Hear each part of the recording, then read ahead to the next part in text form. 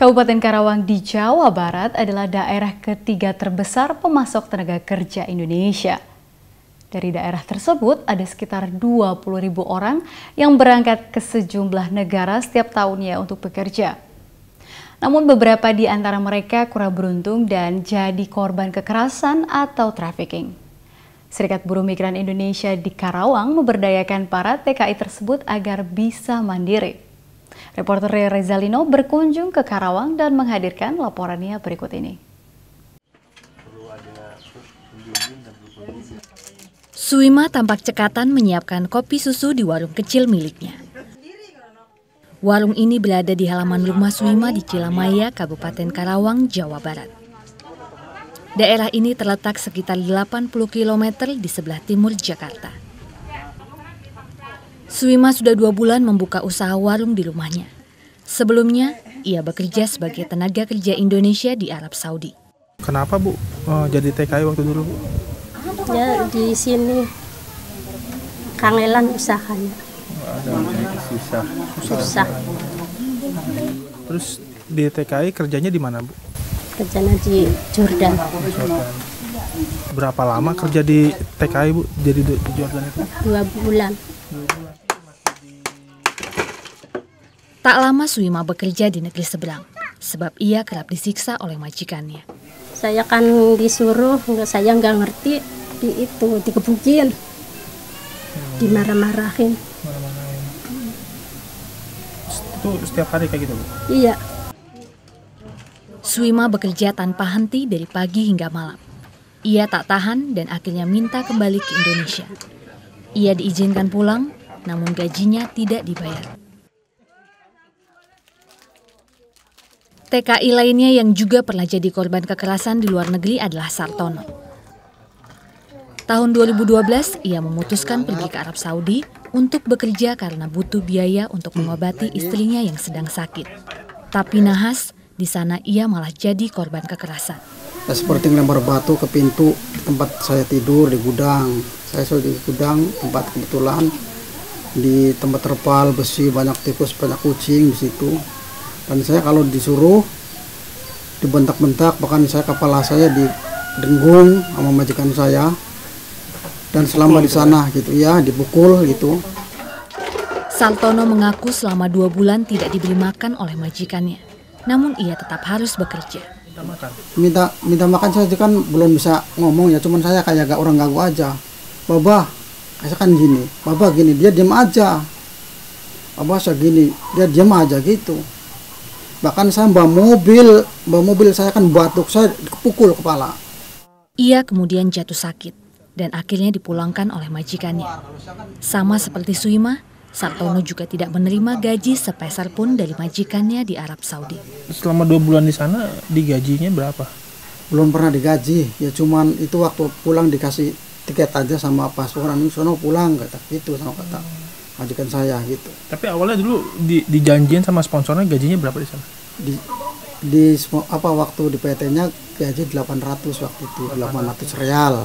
Kalau dirupiahin berapa? Kalau dirupiahin katanya sekitar 2 jutaan lebih lah. Setelah tiba di tanah air, Sartono menjalankan usaha warung di rumahnya sejak 2 bulan lalu. Ia dan Suima menerima bantuan dari Serikat Buruh Migran Indonesia dalam program pemberdayaan TKI bekas korban kekerasan dan trafficking.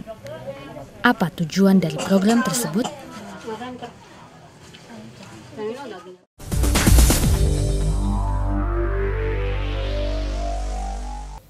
Program pemberdayaan buruh migran korban trafficking di Karawang bertujuan agar mereka tidak kembali lagi bekerja di luar negeri. Dengan program ini mereka diharapkan dapat mandiri. Bagaimana tanggapan para buruh migran bekas trafficking atas program pemberdayaan tersebut? Benarkah mereka tidak ingin lagi bekerja di luar negeri? Berikut laporannya. Sepulang dari Arab Saudi, Suima sempat menderita depresi. Peristiwa pahit ketika bekerja di negeri seberang menumbuhkan trauma dalam dirinya. Ia mengadukan kasusnya ke Serikat Buruh Migran Indonesia di Karawang.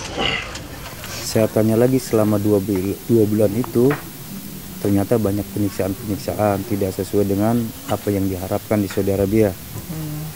Ternyata dengan kepulangan ini yang saya tahu banyak luka, kesehatannya kemudian banyak ada satu penyiksaan. Nah 2 bulan kemudian itu dia pulang, tidak membawa apa-apa, hanya sebatas ongkos saja. TKI seperti Suimah di Karawang jumlahnya cukup banyak. Setelah pulang ke tanah air, mereka kesulitan untuk menyambung roda ekonomi.